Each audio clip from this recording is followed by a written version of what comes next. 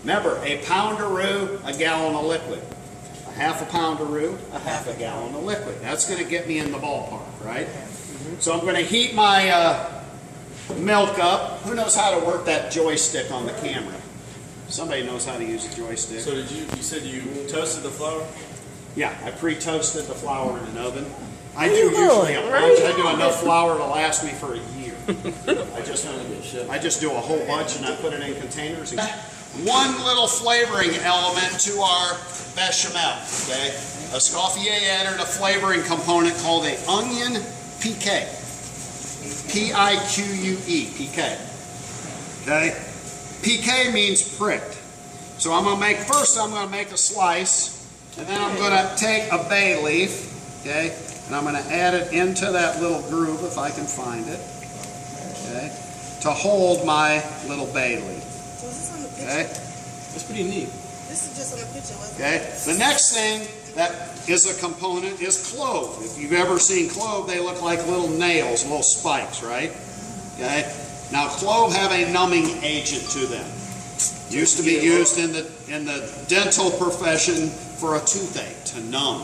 It still works. If you get a toothache, put a clove on it. It'll numb it. Or clove oil.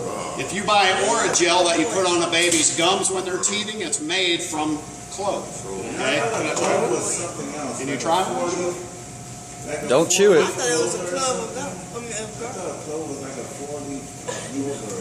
Reminds me of a kindergarten project. Clover, clove.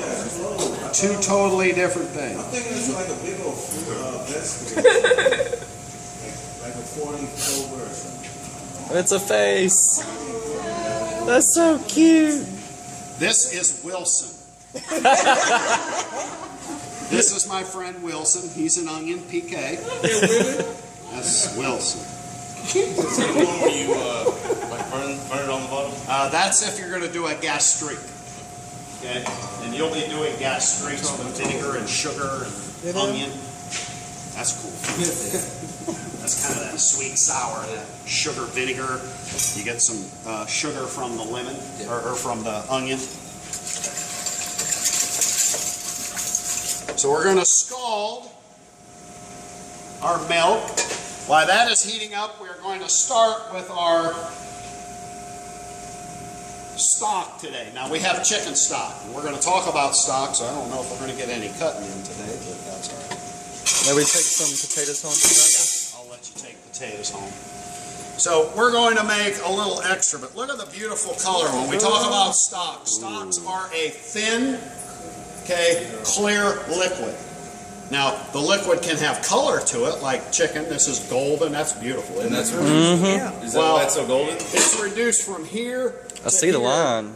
Okay. So is that why it's more golden? Yeah. The more I reduce, the more I evaporate water. So this that you see coming out is moisture. So what I'm doing is concentrating flavors. So we're going to actually make a little extra velouté, so that we have enough for next week. So I'm going to make, is it leaking or am I just dripping? What's in that sauce, though? We don't have a sauce yet. Really? Why has it got that kind of golden color? That's brown color? The chicken stock. Oh, chicken broth. Okay. We're going to do about 3 quarts. Okay. Huh? 2 quarts? About 3 quarts. So we'll need how much roux from what we made? We won't need all of it. 1.25 quarts. Okay. 1.25. No, hold on. 3 quarts. So how much roux did we make?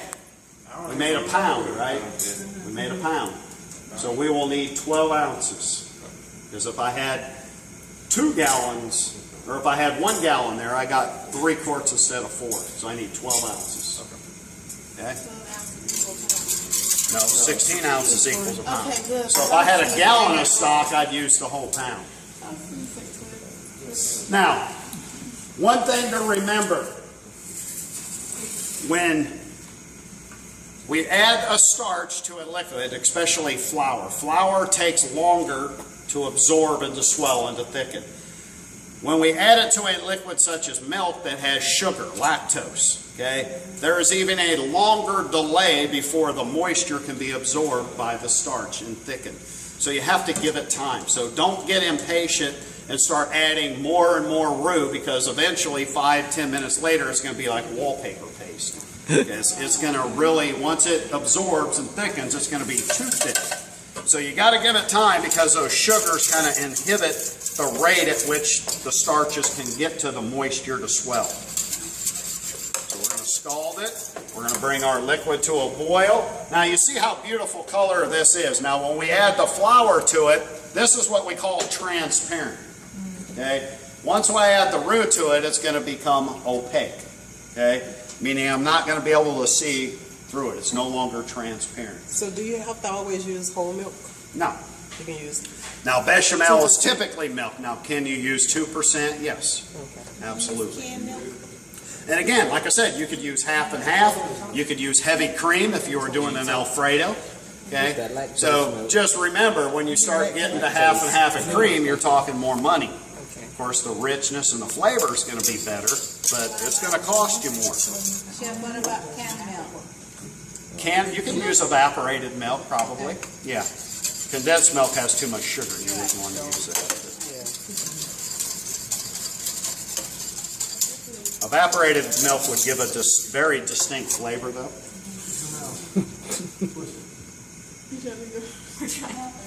Where are you? Dancing on the ceiling. There we go. It was on the ceiling. All right, so you see our liquid there is already, so we're going to go ahead with our blonde.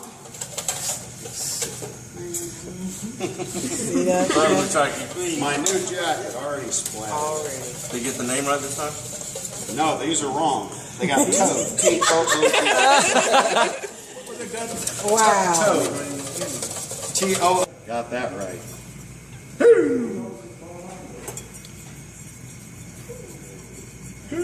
Oh.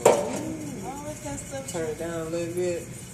Yeah. Just a tad bit. So eat it. Skip. You eat that? Is that edible? Yeah, it's all edible. Now, once we put the poison in, it's not edible. Hey, man, you get sick. No, you wouldn't get sick. It's edible. Water and some That looks so good. This is edible. It's very edible. All but about 4 ounces. He just likes to hear his own voice. All right, so now we're going to turn it down. So all we do to this is it's a white stock with a blonde roux. Now it's just a matter of allowing it to simmer so we can cook, okay, the starch out. We'll evaporate additional moisture to concentrate flavors.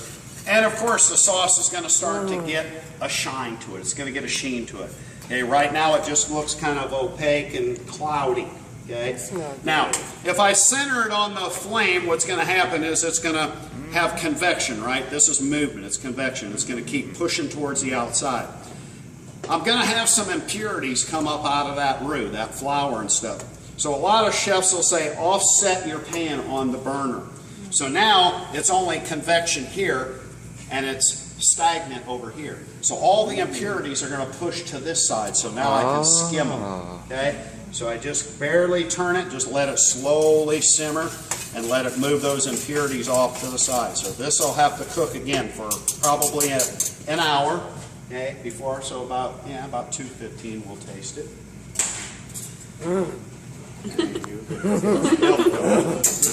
Now, how many of you have ever thickened milk before and then it started to scorch your bone? Okay? Yeah. That is typically, 1, the sugars, and of course, 2, the starch. Okay?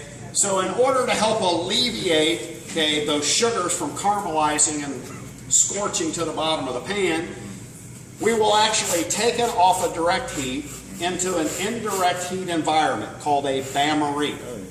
Okay? So what happens now is the water becomes the conductor of the heat. No longer is the pan the conductor. Okay? Water can only get to 212 degrees. I don't care how much heat, water can only get to 212 degrees. So now I can control the temperature at which my item cooks. Okay? So I don't have to worry about it scorching or burning. Okay? Yeah, you can turn it on. So I'm going to add my roux. And this one I'm going to add almost all this roux because I got my 2 quarts. I'm gonna make that one. I'm gonna serve with some rice. What would be best to serve this sauce with? Huh? What would be best to serve this sauce with? What's the best thing you serve that sauce with? Like what, pasta or rice? You could use this for cauliflower. You could use it for rice. You could use it for pasta. We can make macaroni and cheese out of this. We can add cheese to this sauce and make macaroni and cheese. We could do au gratin potatoes. So it has a lot of applications. Again, it's a base sauce. Bechamels are also sometimes the base for chowders. Okay? Or a bisque, which also contain milk or cream. Okay? Chowders contain a lot of milk. Your bisque contain cream, so you can make a cream sauce as a base for your bisque.